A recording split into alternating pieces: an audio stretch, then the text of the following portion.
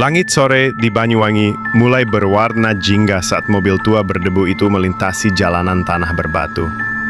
Di dalamnya, Yuda, Ratri, dan putra kecil mereka, Rino, tampak lelah namun lega.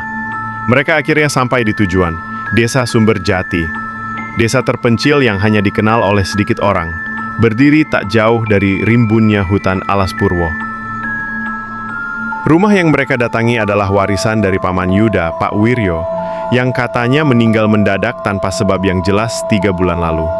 Meski sudah tua, rumah itu masih kokoh, berdinding kayu jati dengan atap genteng merah kusam. Di belakangnya, terbentang pekarangan luas yang nyaris menyentuh batas hutan. Saat mereka menurunkan barang, beberapa warga melintas tanpa menyapa. Ada yang buru-buru menutup jendela. Anak-anak kecil yang tadi bermain di lapangan tiba-tiba diam dan masuk rumah saat melihat Rino. Ratri menggenggam tangan suaminya. "Kenapa seperti takut semua, Mas?" bisiknya. Yuda hanya mengangkat bahu. "Mungkin karena kita orang baru." Saat matahari mulai tenggelam, seorang kakek tua muncul di depan pagar.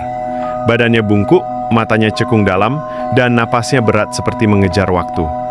Tanpa banyak basa-basi, ia berkata, "Jangan keluar rumah setelah azan maghrib. Dan apapun yang terjadi, jangan buka jendela kalau ada yang mengetuk." Seketika tubuh Ratri merinding. Kakek itu langsung pergi tanpa menunggu jawaban. Malam datang cepat di desa itu. Saat Ratri sedang menata dapur dan Yuda memeriksa loteng, Rino memandangi pohon besar di belakang rumah.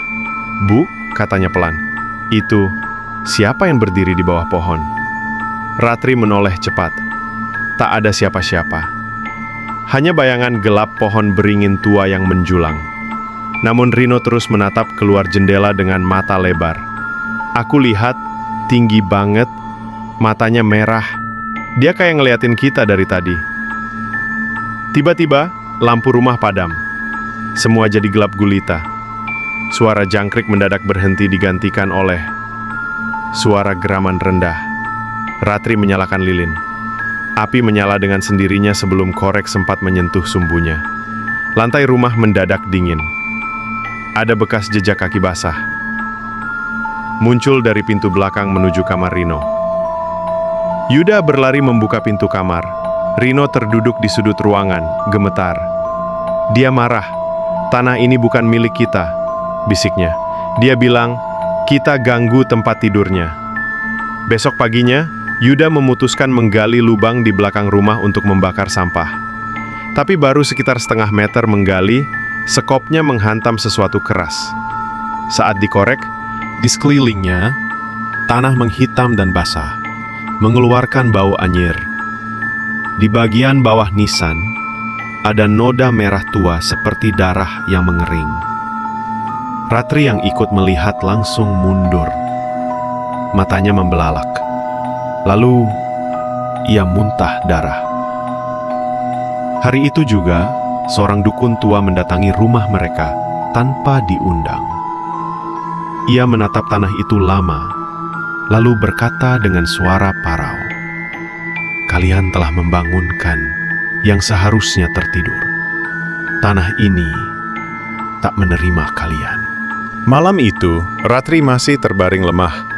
Tubuhnya dingin, dan setiap kali memejamkan mata, ia mendengar bisikan asing yang tak dikenalnya. Suara itu berat, bergetar, seperti berasal dari dalam tanah. Suara itu berkata, "Tebuslah janji, atau biarkan darahmu yang membayar." Yuda duduk gelisah di samping ranjang. Ia merasa rumah ini bukan sekadar warisan tua. Ada sesuatu yang tidak diceritakan oleh keluarganya, terutama tentang pamannya, Pak Wiryo. Ia merasa semua ini bukan kebetulan. Pagi harinya, Yuda menyusuri loteng rumah, mencari barang-barang lama. Di sana, di antara tumpukan peti kayu berdebu, ia menemukan sebuah peti kecil bertuliskan aksara Jawa, terkunci rapat. Tapi di sampingnya, ada secarik kertas lusuh dengan tulisan tangan. "Jangan buka jika belum siap menanggung kutukannya." Tentu saja Yuda membukanya. Di dalamnya ada sebuah buku catatan kulit tua, milik Pak Wiryo. Isi catatan Pak Wiryo, Tahun 1983, aku hampir mati karena sakit keras. Orang bilang umurku tak sampai malam ke-7. Tapi seseorang dari pinggir alas Purwo datang menawarkan kesembuhan. Syaratnya hanya satu. Aku harus menjaga tanah ini. Tak boleh dijual. Tak boleh ditempati oleh siapapun, kecuali garis keturunanku. Dan jika aku melanggar, penunggu tanah akan menagih tumbalnya. Aku menyetujuinya. Aku sembuh. Tapi aku tidak pernah bilang apa-apa pada keponakanku, Yuda, yang kini akan menempati tanah ini setelah aku tiada. Yuda tercekat. Tangannya bergetar saat membalik halaman terakhir. Di sana tertulis, "Tanah ini bukan milik kita. Tanah ini hanya pinjaman dari yang tak hidup." Di luar rumah, kabut mulai turun, padahal belum juga sore. Rino duduk di ruang tengah sambil menggambar. Tapi yang ia gambar membuat jantung Yuda hampir berhenti. Sebuah pohon beringin besar dengan sosok hitam berdiri di bawahnya. Tinggi, tanpa wajah, dengan mata merah menyala. Di bawahnya, 3 orang terikat di tanah. "Siapa ini, Nak?" tanya Yuda sambil menunjukkan gambar itu. Rino menjawab pelan. "Mereka yang dulu gagal menepati janji. Dia tunjukkan tadi malam waktu aku tidur."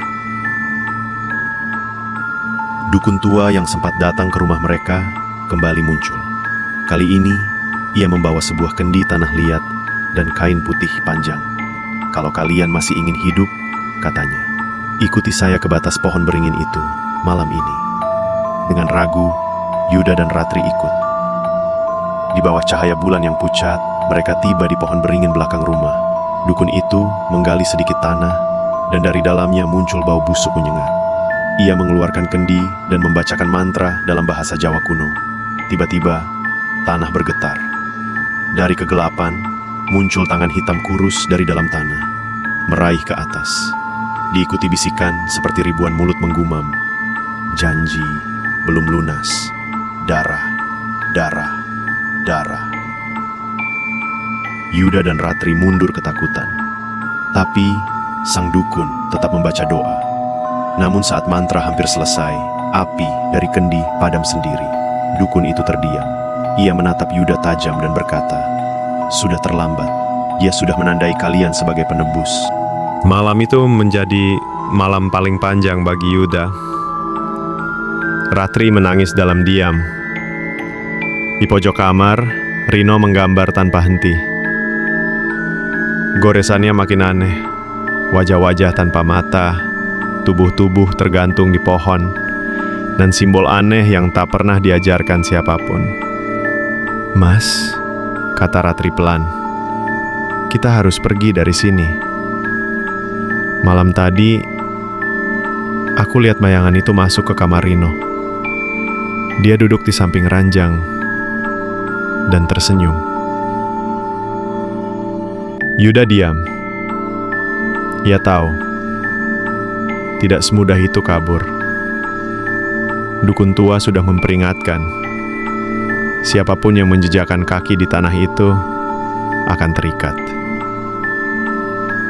Jika pergi tanpa izin, maka tanah itu akan mengejar dan mengambil. Warisan darah leluhur. Yuda kembali membuka catatan Pak Wiryo. Di balik halaman terakhir, tersembunyi selembar kertas tua lainnya, peta kasar, dengan arah menuju sesuatu yang disebut Gapura Iblis, gerbang utama penunggu alas. Dalam catatan kecil tertulis, jika semuanya gagal, datangi dia sendiri. Tapi ingat, tidak ada yang kembali dengan utuh. Yuda memutuskan pergi. Ia tahu, jika menunggu lebih lama, makhluk itu akan mengambil Rino atau Ratri. Ia tak akan biarkan itu terjadi. Perjalanan ke dalam hutan. Dengan senter tua dan jimat dari sang dukun, Yuda menyusuri batas hutan. Langkah demi langkah, suara hutan menjadi aneh. Bukan suara binatang biasa, tapi bisikan, tangisan, teriakan tercekik. Kabut makin tebal. Tiba-tiba, ia melihatnya. Gapura batu tua, menjulang 3 meter, ditutupi lumut dan akar-akar mati. Di atasnya, ukiran kepala raksasa bertaring yang seolah menatap langsung ke dalam jiwanya. Begitu Yuda melangkah masuk, udara berubah dingin membeku. Tanah di bawah kakinya lembek, seperti daging mentah. Pohon-pohon seperti berbisik. Dan di hadapannya, sosok itu muncul. Makhluk tinggi, tubuhnya hitam pekat seperti asap, tanpa wajah. Hanya 2 mata merah menyala. Suaranya terdengar langsung di dalam kepala Yuda. Anak manusia, tanah ini telah diberi, tapi janji dilanggar, maka tumbal harus dibayar.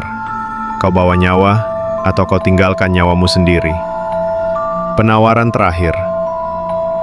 Yuda bersujud. Tangannya gemetar.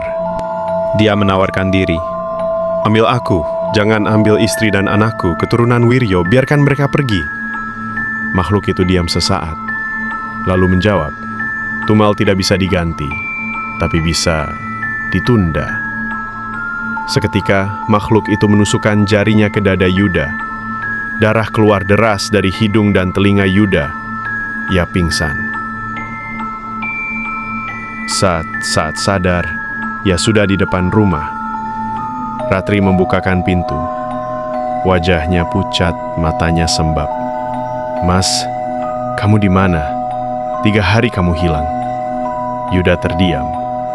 Ia hanya bilang, kita belum bebas, hanya diberi waktu. Di pojok ruangan, Rino tertawa sendiri sambil menggambar. Kali ini, ia menggambar ayahnya. Dengan rantai di leher, diikat ke akar pohon beringin. Dan di belakangnya, tertulis dengan huruf besar, akan kembali saat darahnya matang. Sistre masih tinggal di sana. Rumah itu masih berdiri, tapi tanahnya belum puas. Karena sumpah darah tak pernah benar-benar lunas, hanya ditunda. Jika kau lewat di pinggir alas Purwo dan melihat rumah kayu tua di ujung jalan, jangan berhenti, jangan menoleh, dan jangan sekalipun melangkah masuk.